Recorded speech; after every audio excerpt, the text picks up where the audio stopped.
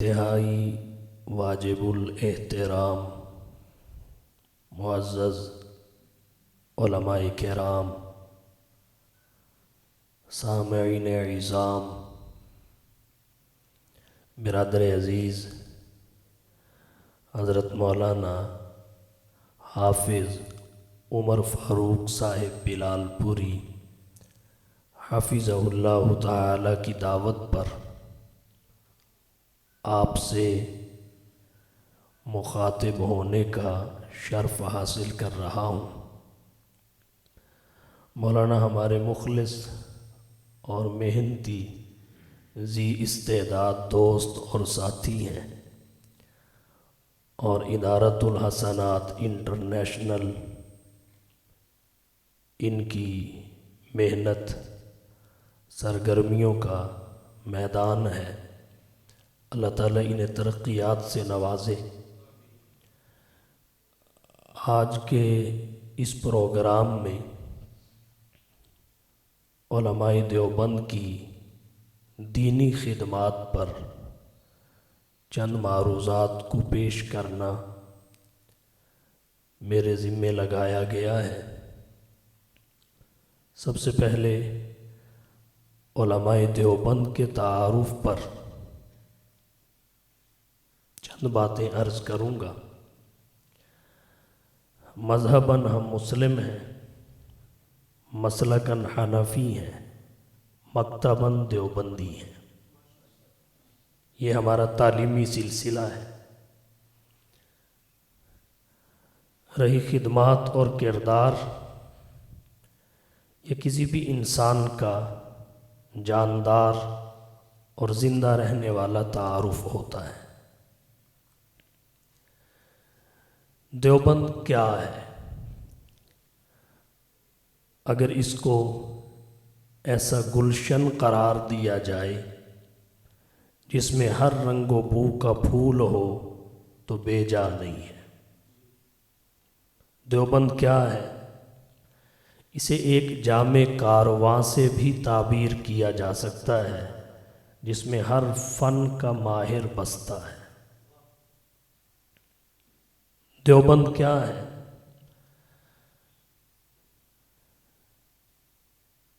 صحابہ کی ارواح سے بچا ہوا قافلہ ہے۔ اور آسان کر دیتا ہوں، دیوبند کیا ہے؟ یہ سوال مفکر اسلام حضرت ڈاکٹر علامہ محمد اقبال رحمۃ اللہ علیہ سے ہوا۔ انہوں نے فرمایا، ہر معقولیت پسند دیندار دیوبندی ہے۔ یہاں سے اس کے دائرہ کو آپ سمجھ سکتے ہیں۔ رہی خدمات، وہ کون سا میدان ہے جس میں علماء دیوبند نے کارہائے نمایاں سر انجام نہیں دیے؟ میرے ذمے چونکہ دینی خدمات کا تذکرہ ہے، اس لیے میری توجہ انہی پر ہوگی۔ علماء دیوبند کی دینی خدمات ہمہ جہت ہیں۔ جب انگریز نے بر صغیر میں قدم رکھا، مورخین نے لکھا ہے اس وقت فقط دہلی شہر میں 1000 مدارس تھے۔ 1857 کی جنگ آزادی کے بعد پورے کے پورے ہندوستان میں ایک بھی ایسا مدرسہ باقی نہ رہا جو علوم نبوت کی پاسبانی کر سکتا ہو۔ علماء دیوبند ہی تھے جنہوں نے نئے عزم اور حوصلے کے ساتھ نہ صرف ہندوستان میں بلکہ دنیا بھر میں علوم نبوت کے ایسے مراکز قائم کیے جن سے رہتی دنیا تک لوگ فیض پائیں گے۔ صدیوں پرانے لکھے ہوئے اسلامی علوم کے ذخیرے جو عربی اور فارسی زبان میں تھے، ان کے مختلف زبانوں میں تراجم کر کے اسلامی دنیا پر احسان عظیم کرنے والے علماء دیوبند تھے۔ جب بھی بر صغیر میں کسی فتنے نے سر اٹھایا تو علماء دیوبند ہی تھے جو امام رازی، ابن تیمیہ اور امام غزالی کی قوت دلائل لے کر میدان میں آئے۔ بانی دارالعلوم دیوبند، حجت الاسلام والمسلمین، قاسم العلوم والخیرات، منبع فیوز و برکات، صاحب آب حیات حضرت مولانا محمد قاسم نانوتوی رحمہ اللہ نے انتصار الاسلام کتاب لکھی اور ہندو بنیے کی کایا پلٹ دی۔ مولانا رحمت اللہ کیرانوی نے اظہار الحق لکھ کر عیسائیت کی راہ میں سد سکندری کھڑی کر دی۔ مفتی اعظم پاکستان حضرت مفتی محمد شفیع رحمہ اللہ نے 2 جلدوں میں ختم نبوت لکھ کر فتنہ قادیانیت کا تعاقب کیا۔ حکیم الامت مجدد الملت حضرت مولانا اشرف علی صاحب تھانوی رحمۃ اللہ علیہ نے بہشتی زیور لکھ کر بدعات و رسومات کے طوفان روکے۔ امام اہل سنت حضرت مولانا عبدالشکور صاحب لکھنوی رحمہ اللہ نے تنبیہ الحائرین اور تحفہ اہل سنت لکھ کر اہل سنت والجماعت کے عقائد و نظریات کا تحفظ اور دفاع کیا۔ علماء دیوبند کی یہ وہ خدمات ہیں جو تفسیر سے ہٹ کر ہیں، حدیث سے ہٹ کر ہیں، سیاست سے ہٹ کر ہیں، تبلیغ اور جہاد سے ہٹ کر ہیں۔ اٹھائے کچھ ورق لالا نے، نرگس نے، کچھ گل نے، چمن میں ہر طرف بکھری پڑی ہے داستان میری۔ اگر آپ علماء دیوبند کی خدمات کو قرآن کریم کے حوالہ سے دیکھنا چاہیں گے، قاری رحیم بخش صاحب پانی پتی، قاری فتح محمد صاحب پانی پتی، اور آج قاری محمد یاسین صاحب فیصل آباد میں، اور ہمارے مراکز، مدارس جو قرآن کریم کے متن کی خدمت کر رہے ہیں، دنیا بھر میں اتنی مقدار میں شاید قرآن کریم کے حفاظ تیار نہ ہوتے ہوں جو فقط پاکستان میں تیار ہوتے ہیں۔ قرات کے حوالہ سے پاکستان اپنا ایک امتیازی تعارف رکھتا ہے۔ تفسیر قرآن کے حوالہ سے آپ دیکھ لیں، جب اسلام نے اپنے ماننے والوں کو خدمت قرآن کے حوالہ سے تفسیر قرآن کے میدان میں پکارا تو دیوبند کے پروردہ السابقون الاولون نظر آئے۔ سلیس اردو زبان میں مختصر، آسان اور جامع تفسیر لکھی شیخ الاسلام والمسلمین علامہ شبیر احمد صاحب عثمانی رحمہ اللہ نے، جس کی آج تک مثال پیش نہیں کی جا سکتی۔ مفتی اعظم پاکستان حضرت مفتی محمد شفیع رحمہ اللہ نے معارف القرآن لکھ کر قرآنی معارف کو عوام و خواص میں متعارف کروایا۔ حکیم الامت مجدد الملت حضرت مولانا اشرف علی صاحب تھانوی رحمۃ اللہ علیہ نے بیان القرآن لکھ کر قرآنی حقائق اور فرقانی دقائق کو بیان کیا۔ خاتم المحدثین محدث العصر والزمان علامہ انور شاہ صاحب کاشمیری رحمہ اللہ نے مشکلات القرآن لکھ کر قرآنی مشکلات کو سب کے سامنے کھول کر رکھ دیا۔ شہید اسلام حضرت مولانا محمد اسلم صاحب شیخو پوری رحمہ اللہ نے خلاصہ قرآن لکھ کر شیخ الاسلام والمسلمین حضرت مولانا مفتی محمد تقی عثمانی دامت برکاتہم العالیہ نے آسان ترجمہ قرآن لکھ کر قرآن کریم کے فہم کو انتہائی آسان کر دیا۔ پھر آپ دیکھیے ہمارے گجرانوالہ میں آپ کو وہاں بھچرا لے کے نہیں جاتا، مولانا حسین علی وہاں بچروی رحمہ اللہ کے علاقے میں شیخ القرآن حضرت مولانا غلام اللہ خان رحمۃ اللہ علیہ راولپنڈی آپ کو لے کے نہیں جاتا، یہاں ہمارے گجرانوالہ میں ہمارے شیخین کریمین رحمہم اللہ کی خدمات دیکھیے، تفسیر قرآن کے حوالہ سے حضرت امام اہل سنت رحمہ اللہ کے دورہ تفسیر کے تلامذہ سینکڑوں نہیں ہزاروں کی تعداد میں ہیں اور دنیا بھر میں پھیلے ہوئے ہیں۔ آپ کسی ملک میں چلے جائیے، وہاں حضرت کے فیض یافتہ آپ کا استقبال کریں گے۔ اور آج آپ دیکھ لیجئے،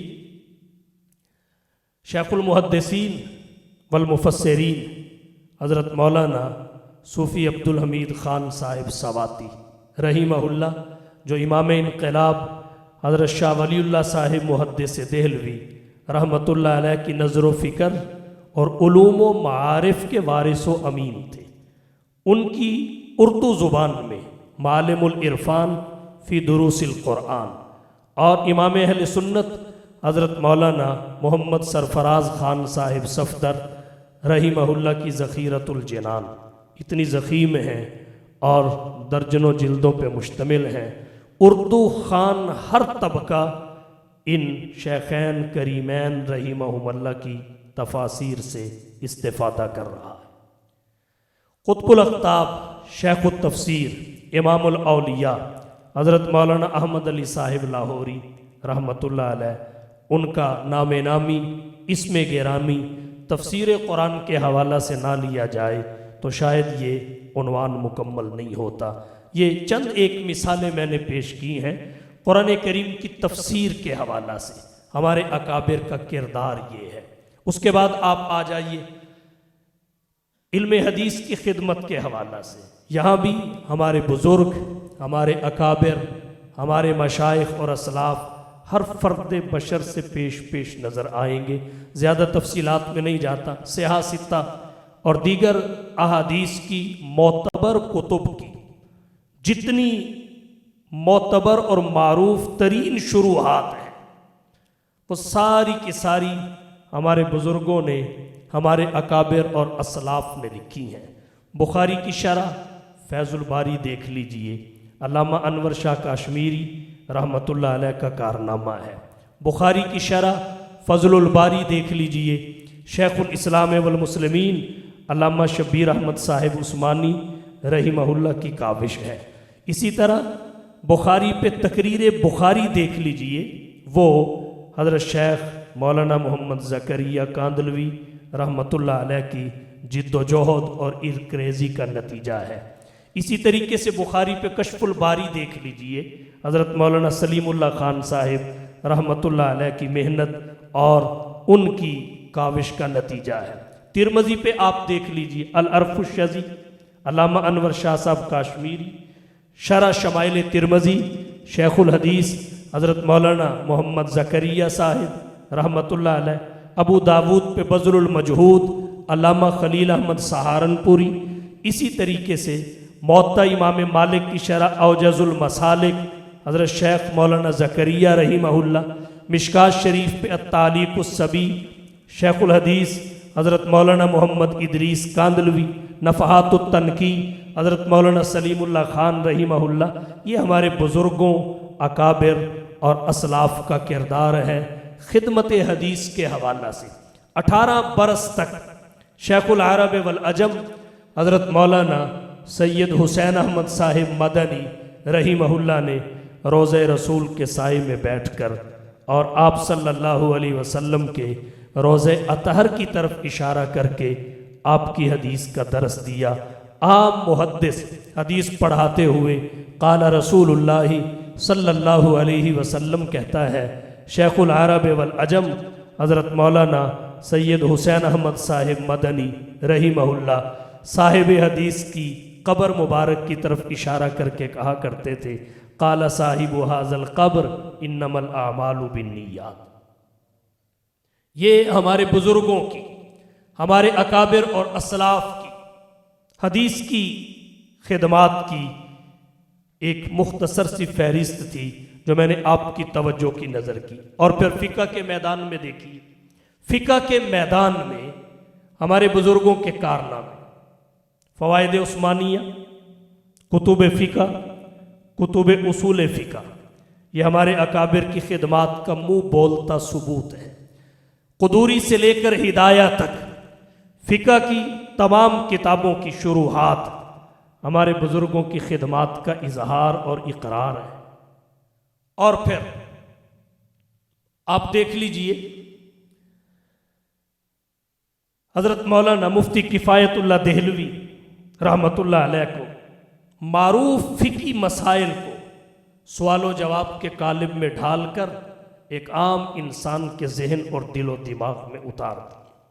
فتاوی رشیدیہ لکھنے والے قطب الاقطاب حضرت مولانا رشید احمد صاحب گنگوہی رحمہ اللہ ہمارا فخر ہے۔ اسی طرح آپ کے مسائل اور ان کا حل کے نام سے روزمرہ کے مسائل کو حل کر کے انسانیت کی رہنمائی کرنے والے مولانا محمد یوسف لدھیانوی شہید رحمہ اللہ، ان کا نام بھی میرے اکابرین کی فہرست میں آتا ہے۔ دیوبند ہے انوار مدینہ کی تجلی، دیوبند ہے انوار مدینہ کی تجلی، توحید کی اس شمع سے روشن ہے زمانہ، اس مکتبہ فکر کے ممنون ولی ہیں، مذہب کی حقیقت ہے یہ باقی ہے فسانہ۔ اور کہنا چاہوں گا آج سائنس نے جتنی بھی ترقی کی، ٹیکنالوجی نے جتنی بھی ترقی کی، اس کے باوجود کوئی ایک بھی ایسا نئے سے نیا مسئلہ کوئی لبرل سیکولر پیش نہیں کر سکتا جس کا حل ہمارے اکابر نے اس کے پیش آنے سے پہلے پیش نہ کر دیا۔ ممکنہ فقہی مسائل کا ایک تو ہے متحقق الوجود، ایک ہے ممکن الوجود۔ ممکنہ فقہی مسائل کا حل بھی ہمارے بزرگوں نے، ہمارے اکابر نے دنیا کے سامنے رکھ کر اپنی فقہی بصیرت کا لوہا منوایا ہے۔ ماضی کی جبیں پر ہے جلوہ فگن کردار دیوبند، انوار رسالت کا ہے منزہ وطن کردار دیوبند، سنت ابراہیم اسے وراثت میں ملی ہے، بت فروش نہیں ہے صنم شکن کردار دیوبند۔ اور پھر اگر ہمارے اکابر کی، ہمارے بزرگوں کی، ہمارے اسلاف کی خدمات کو اس سے آگے نکل کر آپ تبلیغی میدان میں دیکھیں تو ایک وقت وہ تھا جب ہر طرف بے دینی کا سیلاب امڑ آیا تھا، لوگ اپنی جلوت و خلوت میں شریعت کے تابع نہ رہے تھے۔ علماء دیوبند کا ایک پروردہ پوری امت اور انسانیت کی فکر، درد اور تڑپ لے کر میدان عمل میں اترا۔ اسے دنیا الیاس کاندلوی کے نام سے یاد کرتی ہے اور تبلیغی جماعت کے نام سے اصلاح امت اور فلاح انسانیت کی تحریک اور دعوت کا آغاز کیا۔ پھر دیکھتے ہی دیکھتے اس کی یہ تحریک جنگل میں آگ کی طرح پھیل گئی اور اس کے ثمرات دنیا نے دیکھے۔ جاہل عالم بنے، رہزن رہبر بنے، دنیا نے دیکھا، عاصی مطیع بنے، زال اور مضل ہادی اور رہبر بنے۔ اور پھر آپ زیادہ دور نہ جائیں اور دوسرے ملک کو نہ دیکھیں، قریب میں اپنے ملک میں ماضی قریب میں ایک نظر دوڑائیں کہ وہ شخصیات جو کبھی ناچنے گانے کے لیے لوگوں کے سامنے آیا کرتی تھی، ایک وقت وہ بھی آیا، وہ قال اللہ قال الرسول کی صدائیں لگانے کے لیے لوگوں کے سامنے آتی تھی۔ یہ عابد بٹ کون تھا؟ یہ کوی خاں، یہ جنید جمشید، کرکٹر سعید انور، انضمام الحق، محمد یوسف، ان کی بیک گراؤنڈ آپ جانتے ہیں، ان کے ماضی کو آپ سنتے اور دیکھتے رہے۔ اب ان کے حال سے بھی واقفیت حاصل کریں۔ آپ کو علماء دیوبند کی تبلیغی خدمات روز روشن کی طرح نظر آئیں۔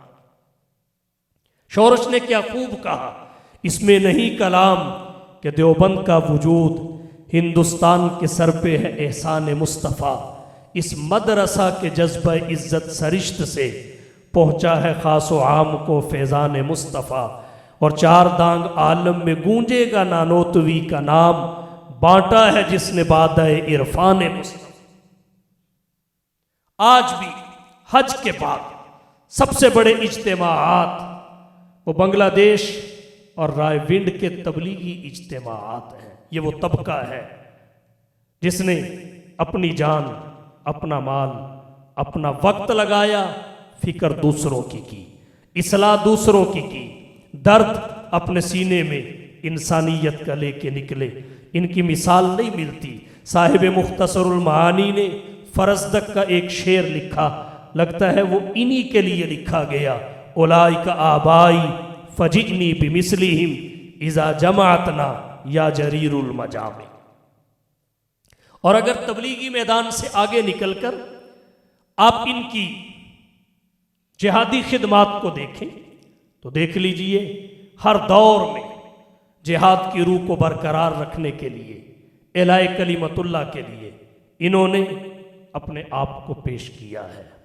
और एक वक्त वो था जब इन्होंने अफगानिस्तान में वक्त की सुपर ताकत रूस से लड़कर पाकिस्तान की फलाह और बका की जंग लड़ी।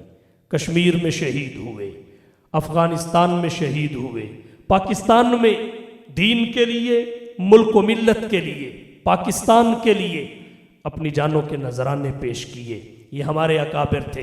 कोई महाज देखिए, उसमें अक्सर शोहदा आपको हमारे अकाबिर बुजुर्ग नजर आएंगे। पाकिस्तान की फलाह व बका के लिए, पाकिस्तान की तामीर व तरक्की के लिए, पाकिस्तान में क़याम अमन के लिए हमारे बुजुर्गों में शोहदा की कमी नहीं होगी। फिर तहफ़्फ़ुज़ ख़त्म नबुव्वत का महाज हो, तहफ़्फ़ुज़ नामूस रिसालत का महाज हो, तहफ़्फ़ुज़ निफाज़ शरीयत, तहफ़्फ़ुज़ नामूस सहाबा व अहले बैत। ऐसा कौन सा महाज है जहाँ हमारे अकाबिर के खून की हरारत, सुर्खी और गर्मी नहीं है? यही हैं वो कि जिनके सोने को फजीलत है इबादत पर, यही हैं वो कि जिनके सोने को फजीलत है इबादत पर, इन्हीं के इत्तिका पर नाज करती है मुसलमानी, इन्हीं की शान को ज़ेबा नबुव्वत की विरासत है, इन्हीं का काम है दीनी मरासिम की निगहबानी। रहे दुनिया में और दुनिया से बेताल्लुक हों, फिरे दरिया में और हरगिज न कपड़ों को लगे पानी। इनकी अगर आप सियासी खिदमात को देखें, यहाँ एक बात अर्ज कर दूं, सियासी खिदमात भी दीनी खिदमात से जुदा नहीं है। डॉक्टर इकबाल ने कहा, जलाले पादशाही हो कि जमहूरी तमाशा हो, जलाले पादशाही हो कि जमहूरी तमाशा हो, जुदा हो दी सियासत से तो रह जाती है चंगेज। तो हमारे नज़दीक ये भी हमारे अकाबिर की दीनी खिदमात के दायरा में ही आता है। लेकिन तफसीलात आज मैंने किसी भी पहलू की नहीं की, इख्तिसार को पेशे नज़र रखा। अगर हमारे बुज़ुर्गों की इस दीनी खिदमत को भी देखना हो तो फिर देखिए, मुत्तहिदा हिंदुस्तान की आज़ादी के लिए कलीदी किरदार हमारे इन अकाबिर और असलाफ ने अदा किया। 1857 की जंग आज़ादी, ये आज़ादी की सबसे बड़ी तहरीक थी, जिसके सिपा सालार, जिसके काजी, जिसके जर्नैल सारे के सारे हमारा फ़ख्र है। दूसरी बड़ी तहरीक 1910 की तहरीक रेशमी रुमाल थी, जिसमें हज़रत शेखुल हिंद मौलाना उबैदुल्ला सिंधी और हमारे बुज़ुर्गों ने हर किस्म की तकलीफ़, मशक्क़त और मुसीबत को बर्दाश्त किया। और तीसरी बड़ी तहरीक तहरीक खिलाफत थी 1919 में। उसमें हमारे बुज़ुर्गों का किरदार और खिदमात वो सुनहरी हरूफ से लिखा गया।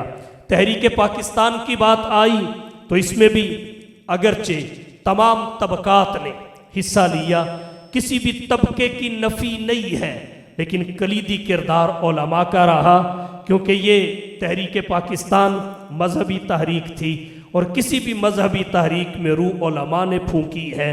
और हमारे बुज़ुर्ग फिर उलमा में सर फहरिस्त थे। शेखुल इस्लाम अल्लामा शब्बीर अहमद साहिब उस्मानी, मुफ्ती आज़म पाकिस्तान हज़रत मुफ्ती मोहम्मद शफ़ी, शेखुल इस्लाम अल्लामा शब्बीर अहमद उस्मानी के अलावा मौलाना ज़फ़र अहमद साहिब उस्मानी, हकीमुल उम्मत मुजद्दिदुल मिल्लत हज़रत मौलाना अशरफ अली साहिब थानवी रहीमहुल्लाह। किस किस का नाम लिया जाए? क़याम पाकिस्तान के बाद 73 का आईन हो, करारदाद मकासद का मौका हो, हमारे बुज़ुर्गों ने हर किस्म की, हमारे बुज़ुर्गों ने हर किस्म की सपोर्ट फराहम की। पाकिस्तान के क़याम के बाद पाकिस्तान के इस्तेहकाम के लिए